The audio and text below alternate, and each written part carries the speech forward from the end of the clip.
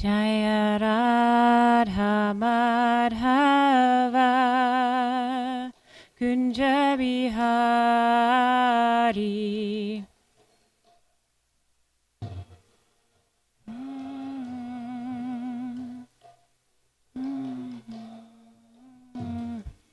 Jaya Gopi Janavalabha Girivaradari.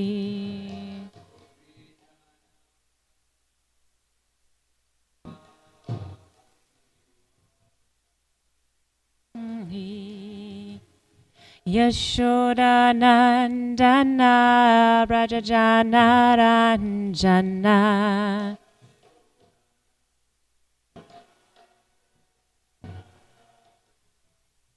Yamuna Tira Vanachari.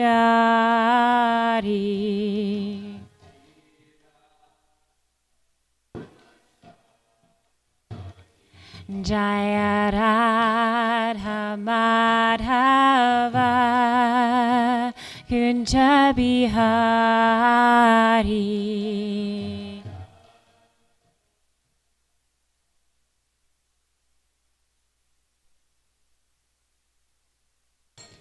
Jaya Gopi Janavalabha Girivaradari.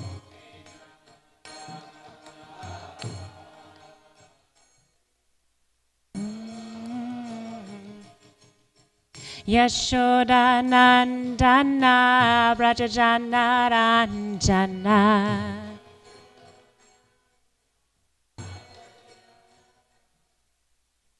Yamuna Tira Vanachari.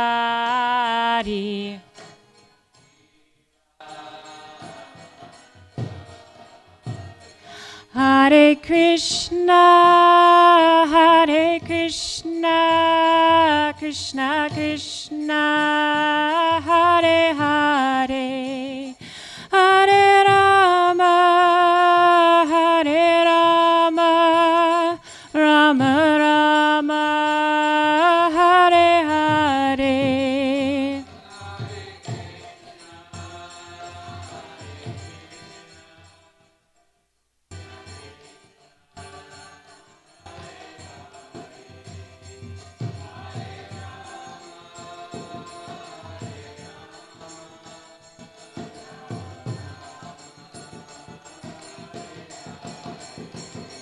Hare Krishna, Hare Krishna, Krishna Krishna, Hare Hare, Hare Rama, Hare Rama, Rama Rama, Hare Hare.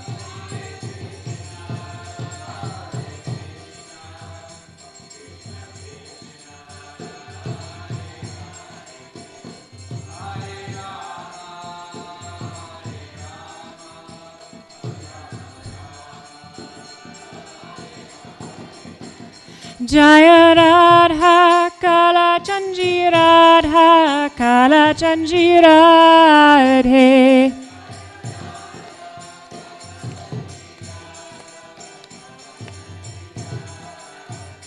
Jaya Jagannatha Jaya Jagannatha Jaya Baladeva Jaya Subhadra.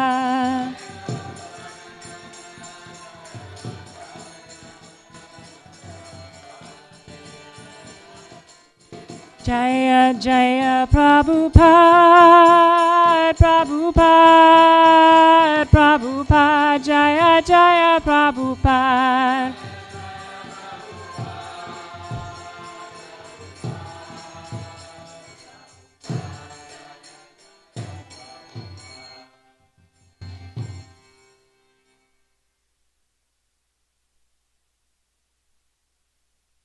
Hare Krishna. Good morning, devotees. My name is Mandri Gopika Devi Dasi, and today we will be hearing from Srimad Bhagavatam, Canto 8, Chapter 7, covering verses 1 through 17, and we'll focus on verse 8. But before we begin, I ask for your blessings, that I may speak something pleasing to my spiritual master, to Srila Prabhupada, and to all of the devotees. Let us all together chant the invocation prayers. Narayanam namaskritya naram chaiva narottamam devim sarvasvatim vyasyam tato jayamudiraet nashtaprayesha bhadreshu nityam bhagavata sevaya bhagavati uttama shloke bhaktir bhavati naishtiki. Om Jnana-timirandasya Jnananjana Shalakaya Chakshurunmilitam Yena Tasmai Shri Gurave Namaha. Jaya Shri Krishna Chaitanya Prabhu Nityananda Shri Advaita Gadadhar Shivasadi Gaura Bhakta Vrinda. Hare Krishna, Krishna Krishna, Hare Hare, Hare Rama, Rama Rama, Hare Hare. Om Namo Bhagavate Vasudevaya.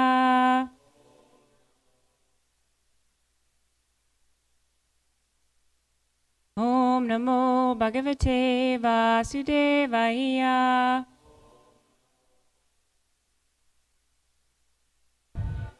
Om Namo Bhagavate Vasudevaya.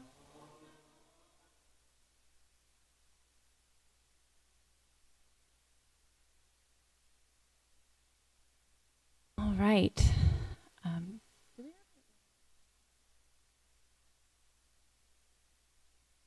Thank you. So Rishabh Prabhu is going to get the other microphone. We're starting a new chapter today in the 8th canto. It's chapter 7, entitled Lord Shiva Saves the Universe by Drinking Poison. Thank you, Lord Shiva. But let me give a brief summary of how we got where we are, in case anybody's just tuning in. So in chapter 6, which we completed yesterday, the demigods were desperate. They had lost their strength and influence after being defeated by the demons. And so seeking a solution, they prayed to Lord Vishnu, who appeared and advises them to form a temporary truce with the demons in order to churn the ocean of milk to get Amrit, which is the nectar of immortality. So Lord Vishnu instructed them to use Mount Mandara as the churning rod and the serpent Vasuki as the rope. And although poison would arise first, he assured them that Lord Shiva will take care of that. And Lord Vishnu also warned them not to become distracted by any opulences that emerge and not to be disturbed by setbacks. Following his guidance, the demigods and the demons took Mount Mandara to the ocean where the churning began. So, as I mentioned, we're going to cover verses 1 through 17 in this new chapter, chapter 7. But in the interest of time, we're not going to read all 17. Instead, let's just read 1 through 11, and then I'll summarize the final verses. So we can take turns with that, starting with verse 1 and ending at verse 11. I'd like to go first. Okay. Shukadeva Goswami said, O best of the Kurus, Maharaj Parikshit, the demigods and demons summoned Vasuki, king of the serpents, requesting him to come and promising to give him a share of the nectar.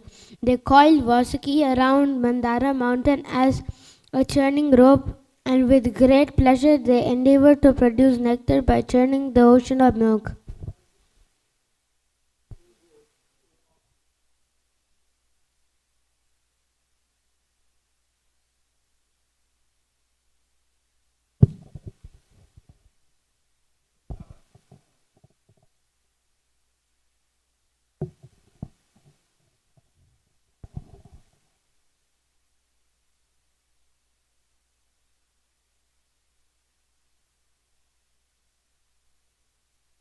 So that was a teaser for the next class, but chapter 7, thank you. Yeah. The personality of Godhead, Ajita, grasped the front portion of the snake, and then the demigods followed. The leaders of the demons thought it unwise to hold the tail, the inauspicious portion of the snake. Instead, they wanted to hold the front, which had been taken by the personality of Godhead and the demigod, because that portion was auspicious, the glories. Thus the demons, on the plea that they were all highly advanced students of Vedic knowledge and were all famous for their birth and activities, protested that they wanted to hold the front of the snake. Text 4. Thus the demons remained silent, opposing the desire of the demigods. Seeing the demons and understanding their motive, the personality of Godhead smiled. Without discussion, he immediately accepted their proposal by grasping the tail of the snake, and the demigods followed him.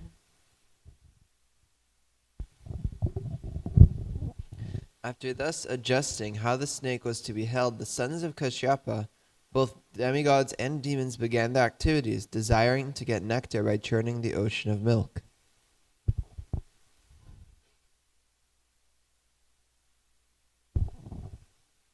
Text 6.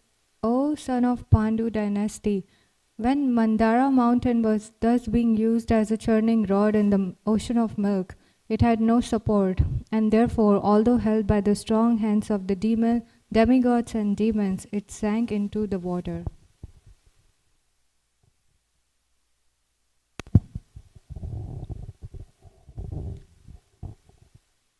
Because the mountain had been sunk by the strength of the providence, the demigods and the demons were disappointed, and their faces would seem to shrivel.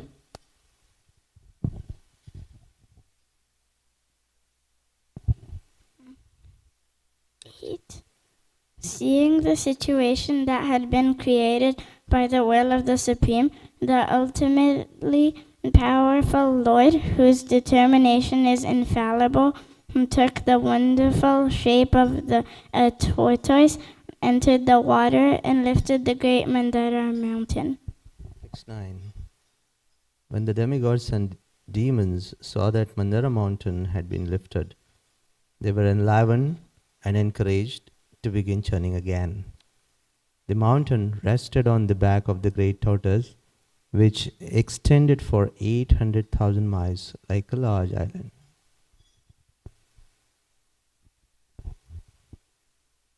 O king, when the demigods and demons, by the strength of their arms, rotated Mandara mountain on the back of the extraordinary tortoise, the tortoise accepted the rolling of the mountain as a means of scratching his body, and thus he felt a pleasing sensation. Therefore, Lord Vishnu entered the demons as the quality of passion, the demigods as the quality of goodness, and Vasuki as the quality of ignorance, to encourage them and increase their various types of strength and energy. Thank you. So I'll summarize verses 12 through 17.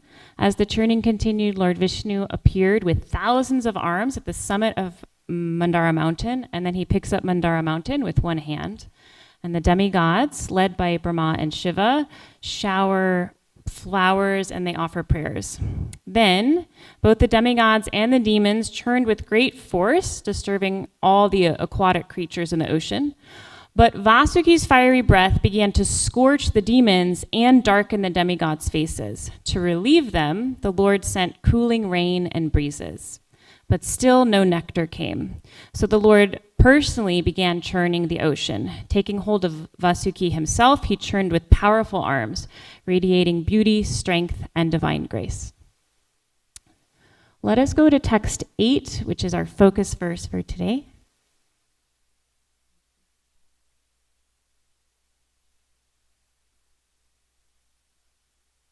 Vilokya Vignesha Vidim Tadeshvaro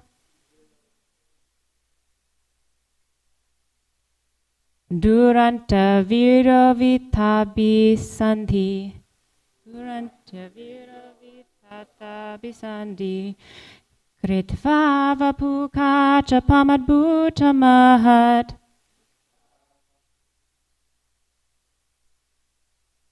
Pravishatoyam Girim Pravishatoyam Girim Ujahara. Please chant.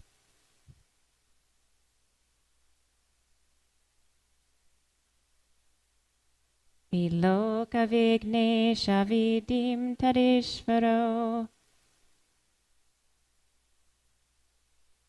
Duranta Viryo Vitatapi Sandhi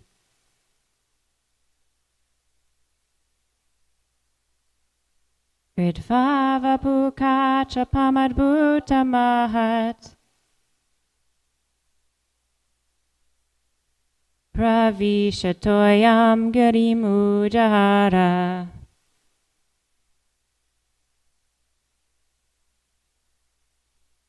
Vilokya Vignesha Vidim Tadeshvaro Duranta Viryo Vitatapi Sandhi Ritvava Puka Chapamadbhuta Mahat Pravishatoyam Girimujahara.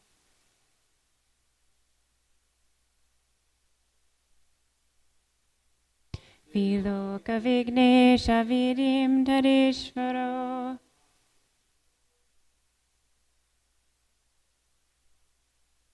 Duranta Viryo Vitatapi Sandhi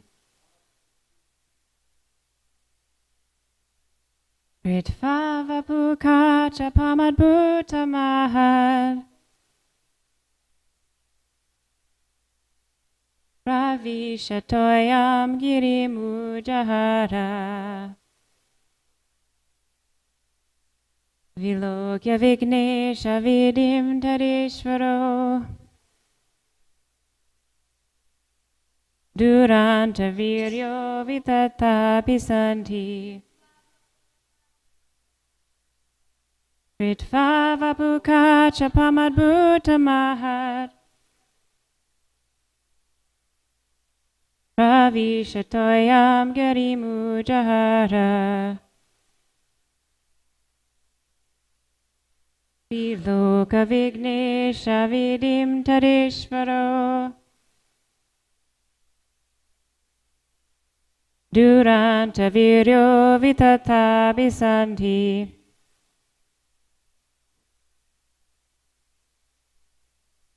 Ritvava Puka Chapamadbhuta Mahat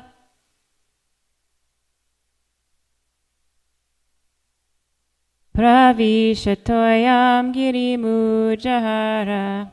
Thank you. We can move on to synonyms, which we can do together. Vilokya, observing. Vigna, the obstruction, the sinking of the mountain. Isha Vidim, by the providential arrangement. Tada, then. Ishvara, the supreme personality of Godhead. Duranta Virya, inconceivably powerful. Avitata, infallible. Abhisandhi, whose determination. Kritva, expanding. Vapu, body.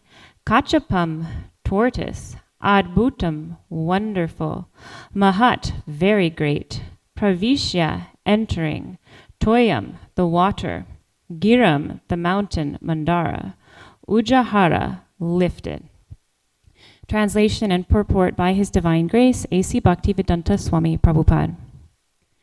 Seeing the situation that had been created by the will of the Supreme, the unlimitedly powerful Lord, whose determination is infallible, took the wonderful shape of a tortoise, entered the water, and lifted the great Mandara mountain. Purport. Here is evidence that the Supreme Personality of Godhead is the supreme controller of everything. As we have previously described, there are two classes of men, the demons and the demigods, but neither of them are supremely powerful. Everyone has experienced that hindrances are imposed upon us by the supreme power. The demons regard these hindrances as mere accidents or chance, but devotees accept them to be acts of the supreme ruler.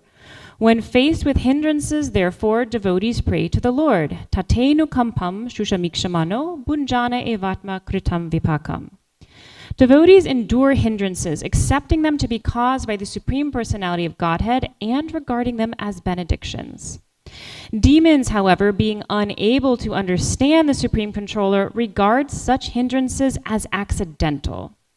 Here, of course, the Supreme Personality of Godhead was present personally. It was by his will that there were hindrances, and by his will, those hindrances were removed. The Lord appeared as a tortoise to support the great mountain. Kishitir iha vipulatare tava tishati prishte. The Lord held the great mountain on his back. Keshavadrita kurma sarira jaya jagadisha hare. Dangers can be created by the Supreme Personality of Godhead, and they can also be removed by him. This is known to devotees, but demons cannot understand it. Jai Prabhupada. So in the beginning of class, I asked for you to bless me, and I really hope that you did, because I really think I'm speaking today is beyond my realization. It's something I'm still working on. But I have heard things from our acharyas and the great souls of our movement, and I will share them with you. So in this verse, we see something remarkable. The Lord creates a problem, understands the problem, and then brings the solution to the problem. That's what makes him supreme. He orchestrates a problem and resolves a problem perfectly. In this instance, he appears as a tortoise to support the churning, the very crisis that he arranged. But when we face problems, we often misdiagnose them. Most people just think, oh, I just want to have fun, and I'm not having fun, so something needs to change so that I can feel better. That's the standard approach to problem solving. But Srila Prabhupada explains that a devotee sees differently. A demon says it's all chance and tries to fix it without reference to God.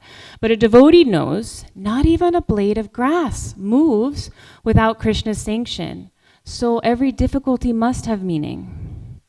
Devotees respond by taking shelter. We act, yes, but first we turn to Krishna. A demon thinks, I'll fix this situation by becoming more powerful or more clever or better connected. A devotee thinks, Krishna is behind everything. Let me begin with him. And Srila Prabhupada explains that these challenges are meant to purify us. So a devotee accepts these challenges with faith rather than frustration or resentment. And we know Queen Kunti famously teaches us that suffering is an opportunity to take shelter. And once we've taken shelter, Krishna may remove the difficulty or not. But whatever he does is perfect. Our acharyas teach us that the highest prayer is not, please remove this, which they say is okay. But it's not the highest prayer. The highest prayer is, please keep me in your service. We can look at Gajendra as an example. For 100 years, he fought this crocodile, and finally he surrendered. He stopped praying for rescue. He stopped praying for this situation to change, and instead started praying for service. And in response, Krishna did both. And we know that crocodile wasn't random. It came from a past offense to Agastya Muni. Srila Jiva Goswami says that it was the fruit of an aparad. And like sin, offenses tend to return, or we tend to repeat them until we learn. So Krishna gave Gajendra a big problem. And that big big problem became a bigger blessing. And that is where, as devotees, we're asked to place our faith, because that's the nature of bhakti, to know that Krishna is guiding our devotion at every step. But we often think that when things go our way, God is helping us. God answered my prayers. And then when things don't go our way, God is not helping me. God didn't want to answer my prayer. But the Supreme Lord is always helping us.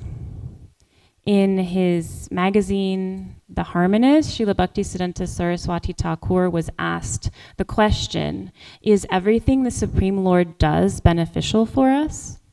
And this was his reply. Definitely. Everything the most benevolent Supreme Lord does is solely an expression of his mercy. He is all auspicious, so there is no scope for inauspiciousness in the arrangements he makes. Whatever he does, and whenever he does it, it is solely for absolute good. All those conditioned souls who consider that apparent impediments to their happiness are harmful or the cruelty of the Supreme Lord see only the first move in the chess game. They are unable to foresee what lies beyond the fourth or the fifth move. And he continues, the mercy bestowed by Sri Chaitanya or his devotees is a mando daya daya. There is no trace of anything that could be called harmful or lowly in their compassion. When bitter medicine is given to a patient, he calls the doctor a merciless, cruel person. But when the person is relieved of the disease, he realizes how compassionate the doctor was to give him the bitter medicine. I'd like to share a story. I met a devotee. He's a very sincere devotee. And he told me about a very seminal event in his life. So he grew up in India, and he said he had a very happy childhood, loving parents, couple of siblings. He grew up in a Vaishnava family. They worshipped Vishnu as supreme, but he said he also dabbled a little bit in some demigod worship, because that was really common in his area. But from a young age, he shared a deep, special connection with his father. His father was his hero, his person. He was always trying to take care of him, always trying to make his father proud. He was utterly devoted to his dad. And at the age of 19, this young man, he began observing a vrata, a kind of fast and devotional vow, dedicated to Lord Ganesh, praying specifically that his father would be granted a long and healthy life. I don't remember how long the vrata was, but it was a multi-day observance where he was fasting from food and water, offering prayers, and he was doing it entirely for his father. One day during that vrata, his father went to work, where he had a heart attack. He was rushed to the hospital, where he suffered a second heart attack and passed away. The family never got to say goodbye.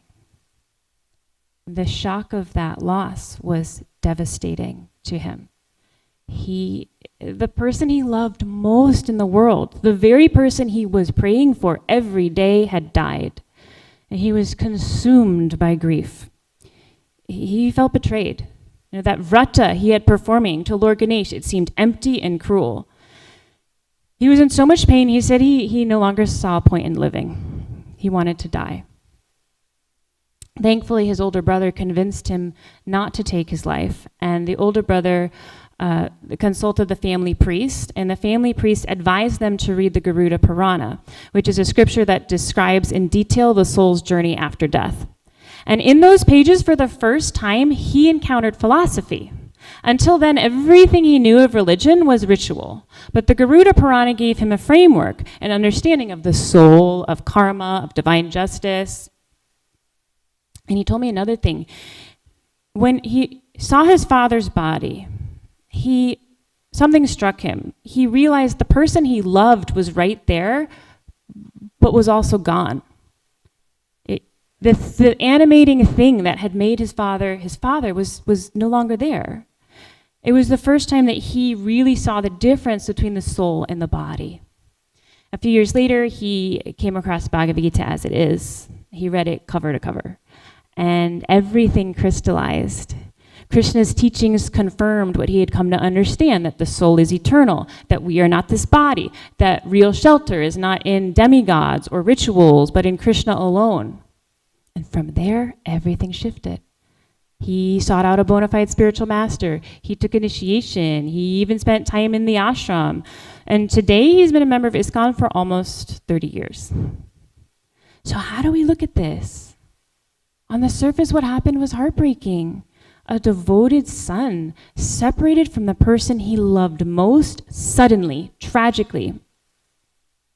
Seems cruel and it seems very unfair. But from another perspective, we can see Krishna's hand. Would he have become a devotee in this lifetime without that loss? Maybe. Maybe not. Only Krishna knows for sure. But we can see this. From point A, a devastating, life-shattering loss, to point B, surrendering to Krishna and dedicating his life to bhakti, there's a straight line. And it's a line that's drawn by the Lord's mercy, not in the way we expect it, but in the way we most need it. And this story shows us something essential, that when life breaks our hearts, Krishna may be drawing a straight line toward our real shelter. But unless we're hearing from Shastra and senior devotees, we might miss it. We might think Krishna has failed us, when in fact he's guiding us. And that is why hearing regularly is so important. A couple of weeks ago, His Grace Raj Bihari Prabhu was here, and he hosted a japa workshop. And he said something that really stayed with me. He said, many devotees get stuck at a superficial level of bhakti. He called it bhakti consolation prizes. Because you get beautiful darshan, you enjoy lively kirtan, you go to Sunday feast and have fun with your friends. But if that's all we're aiming for, if ISKCON becomes just our social life, then there's a real danger that we'll drift away when things get difficult. And that's why we need to hear from Shastra every day. He said to remember what our real problems are.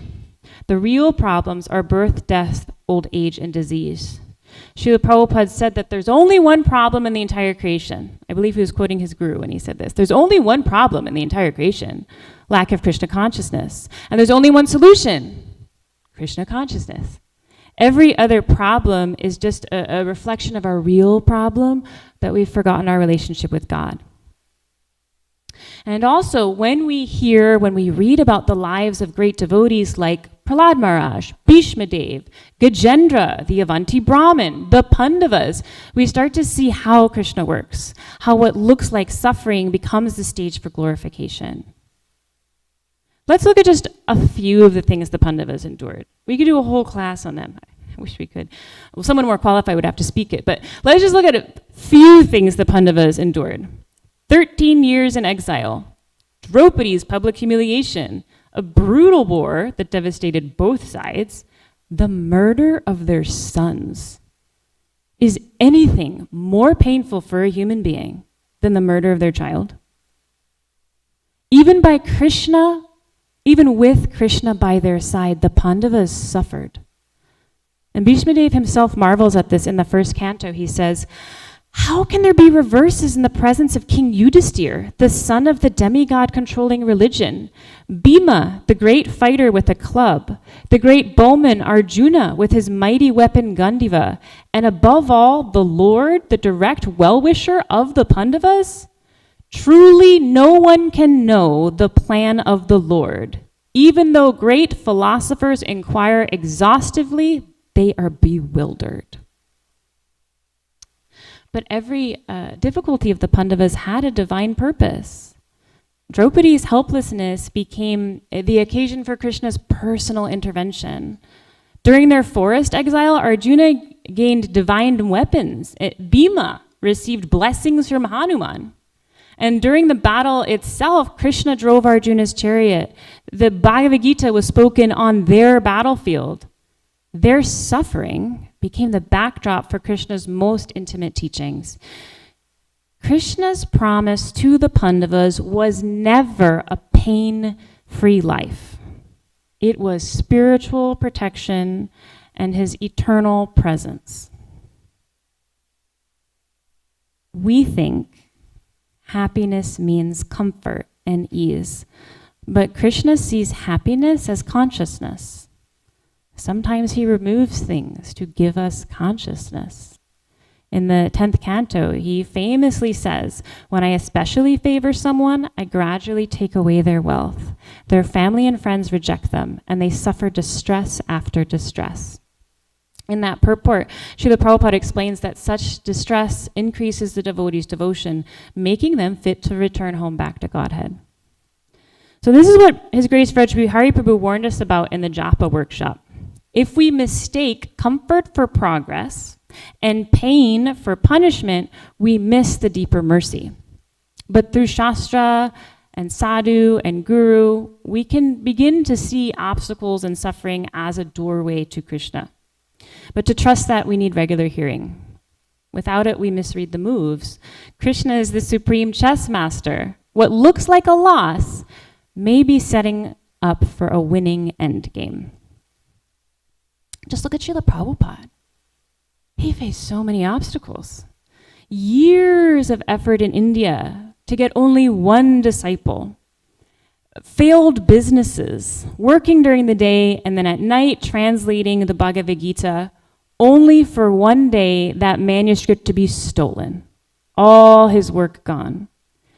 An unsupportive family in both business and spiritual life. Then at 69, with nothing, he sailed to New York where he knew no one. He suffered heart attacks, robbery, lived in poverty. So many obstacles. But from that total dependence, he launched a movement that changed the world. And his obstacles became our gateway. Our acharyas explain that Krishna's will is achintya, inconceivable, like Bhishma Dev has said. The Brahma Samhita says each of Krishna's limbs can perform the function of all the others. He can see with his ears, he can taste with his eyes. His body is fully spiritual and beyond material logic. So what to speak of his will? His Holiness Radha Swami says, we see through the lens of one lifetime. Krishna sees through the lens of eternity. We say, let's enjoy now. Well, tomorrow isn't promised. But Krishna says, you are eternal. Why chase fleeting comforts that leave you entangled? So Krishna sometimes allows or arranges obstacles. And when he protects his devotee, which he always does, it may not look how we expect. But it is always perfect. Because Krishna, in the Bhagavad Gita, he says, I will always protect my devotee. And His Holiness Radha Swami says about that verse, he explains, when Krishna says, I will always protect my devotee, that is Krishna's word. And his word is the absolute truth. It is infallible. How he protects, you cannot understand. You can only understand that he does. So please pray for me that I can realize this. Let's pray for each other, that we can continue hearing and be in the association of devotees and be able to place our faith in the obstacles that Krishna gives us. Hare Krishna.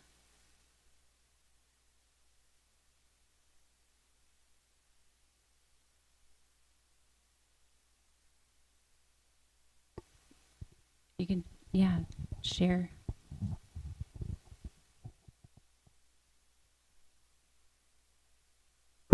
Hare Krishna, Manjri Gopika. Thank you for a nice class. So we were, as you were emphasizing that Krishna protects his devotees, recognizing that we all, maybe some of us have certain tendencies that could be a little demoniac. When we go through difficulty, even in those situations, is it safe to assume that any difficulty that anyone gets, maybe a devotee or a person with demonic tendencies, Krishna's reason is to help them come closer to him. So even if we may not be his devotees, if we're getting difficulty, as long as we take shelter, we're making progress towards him. Yeah, in the Bhagavatam, in one of the purports, it is explained. It's a little the intricacies of karma and Krishna's mercy are a little bit difficult to disentangle. But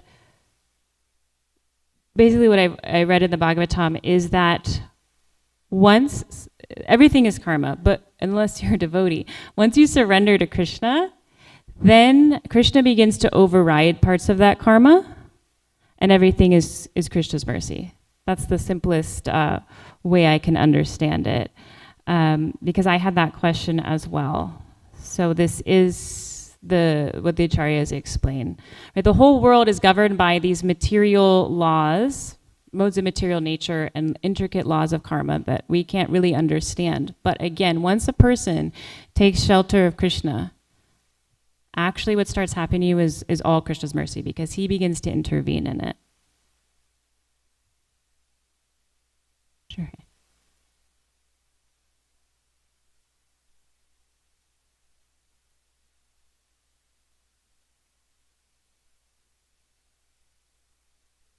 Hare Krishna.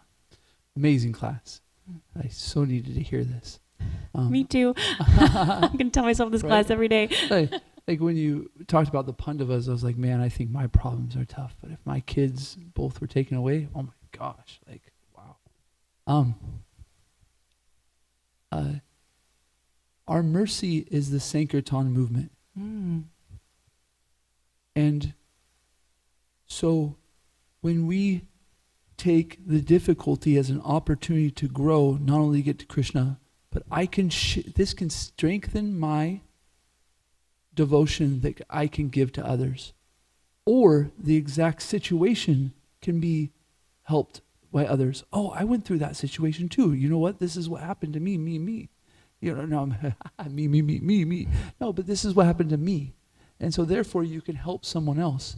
And so when we look at these troubles, not just through the perspective of Srimad Bhagavatam, but through the perspective of Lord Chaitanya, there's even like more mercy there. That is the nectar.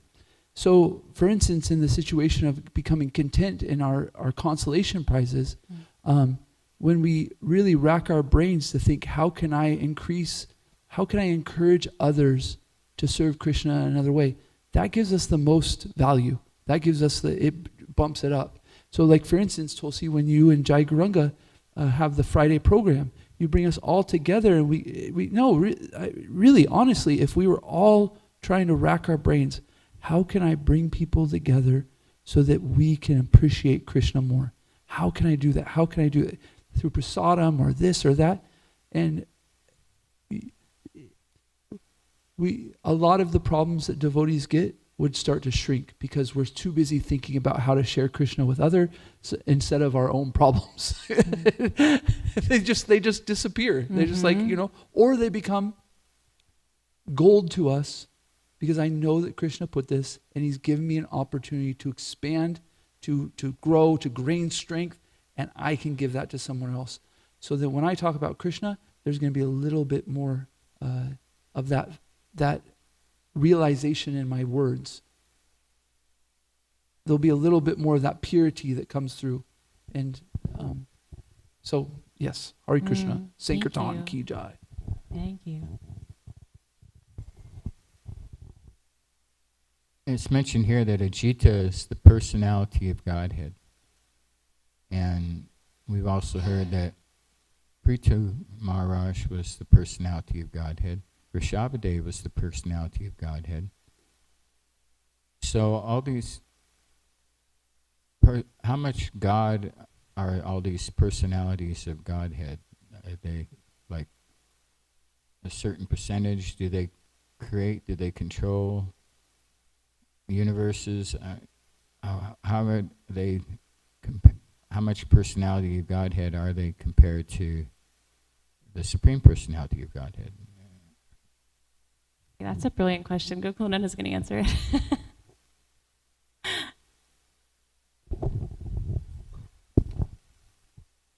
Perfect question. I also appreciate Mother Tulsi's question, but talking about his, there is this analogy given of the moon. The moon is always present in the sky. but the manifestation of the moonlight varies always. So similarly, all these incarnations, they are equally potent, but there is one particular portion related to that particular mission is manifested by the Lord. That is my understanding. And I wanted to touch upon the brilliant question raised by Mother Tulsi Saki. So I was just thinking, Krishna is Sarvasya Prabhu. He is the source of everything that exists. He is Sarva Karana Karanam. He is the cause of all causes. So there is direct and there is indirect cause. Like material manifestation, he is directly not involved in the activities of this material cosmic manifestation. It is indirectly managed by Mother Durga, and then if we go back to the source, Mahavishnu and the Chaturvyuha, quadruple expansion, and finally Balram and Krishna. So Krishna is the source. So the whole material arrangement is the miseries are inflicted upon the living entities so that they understand I am not the Lord, I am not the enjoyer. That is the very reason why we are here. We thought we are independent and we are the enjoyer and we are the Lord. So that is indirect control of the Lord. He is the source there also. But when it comes down to practicing devotees or pure devotees, he is personally involved. So practicing devotees, ye yatha mam prapadyante, to the degree we surrender, to that degree he will personally get involved and intervene. Like in that famous Akbar Birbal story, the Emperor Akbar, he didn't believe that how can the Lord, Allah, Almighty can personally come. We have heard that story, right? And when his son, just to make it short, he just happened to be pushed by Birbal in the water. The emperor personally jumped into the water to save his son. So that is the example given by Prabhupada. So there is direct and indirect control. That is my understanding. Hare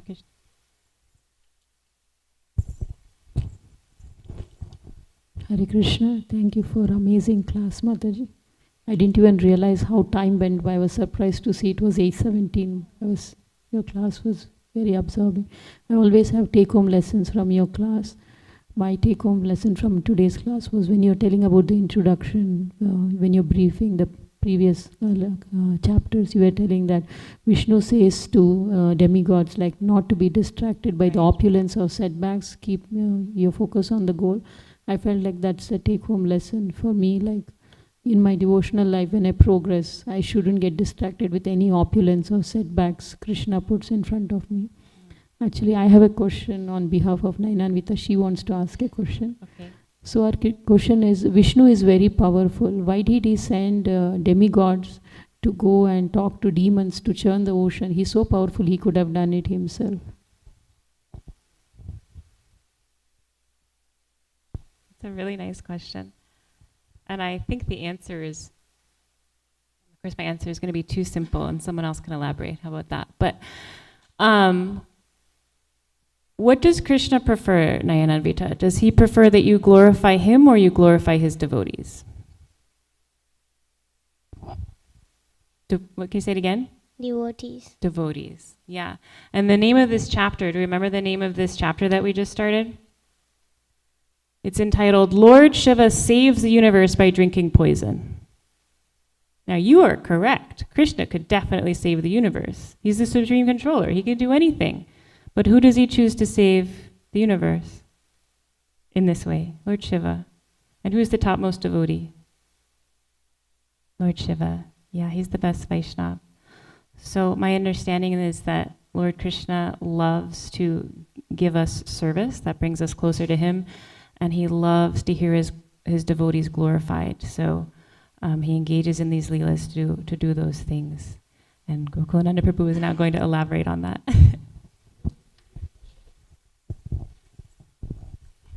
I was listening to His Holiness Radhana Swami the other day, and he mentioned about this pastime, and he said, Krishna is supremely powerful. We can see how Prahlad, he was fed poison, the most powerful poison. And by Krishna's grace, Lord Vishnu's grace, right, he was protected. right? If his devotee can be protected, the poison cannot affect him. What to speak of the Supreme Lord? He might as well have gone and drunk the poison, but he wanted all the credit to go to Lord Shiva. He wanted to glorify his devotee. So then he mentioned, after that particular pastime, another incident happened, the Mohini incarnation happened, and Lord Shiva wanted to have darshan. And Radhanath Swami, very playfully, he mentioned, when he wanted to drink the poison, before drinking the poison, he went and took the permission from his wife. But when Mohini Murti appeared, he didn't even look at Mother Parvati, and he just ran after Mohini Murti.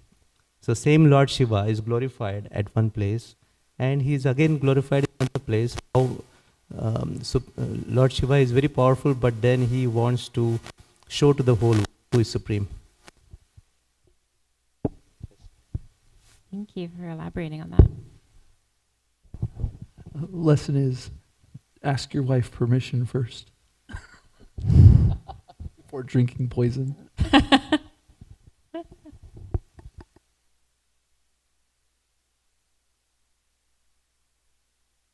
Anyone else have any reflections or questions, realizations, corrections?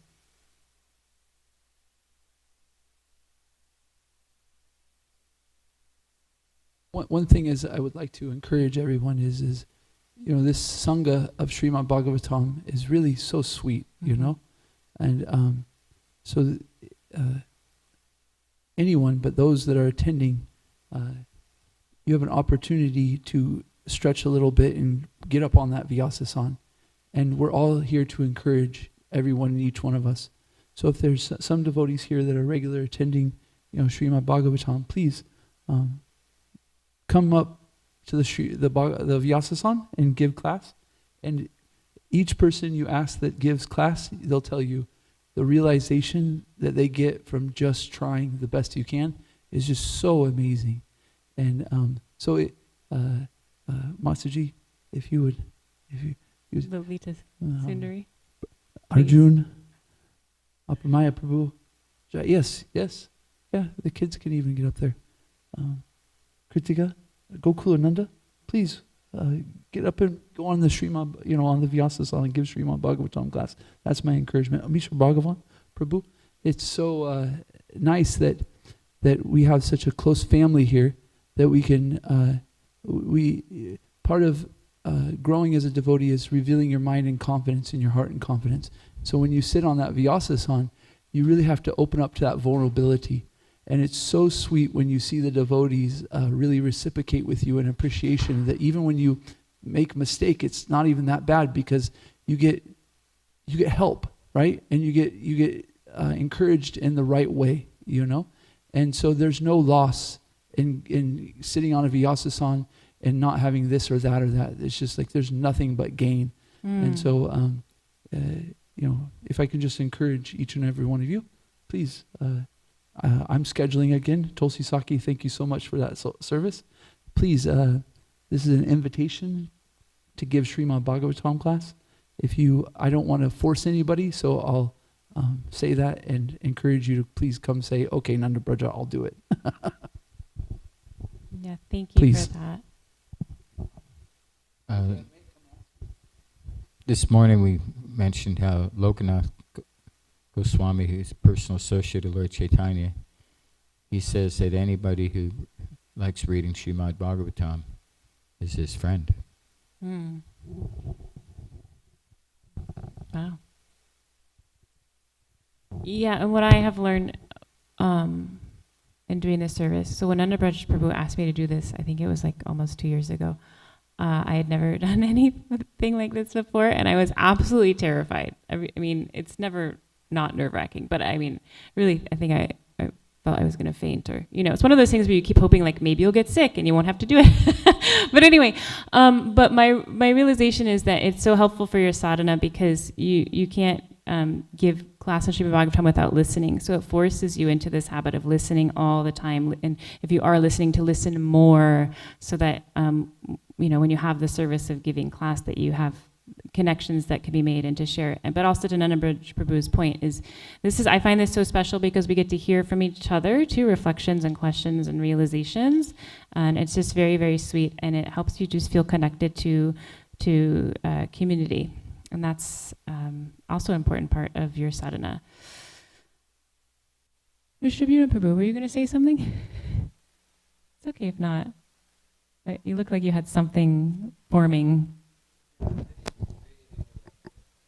Okay.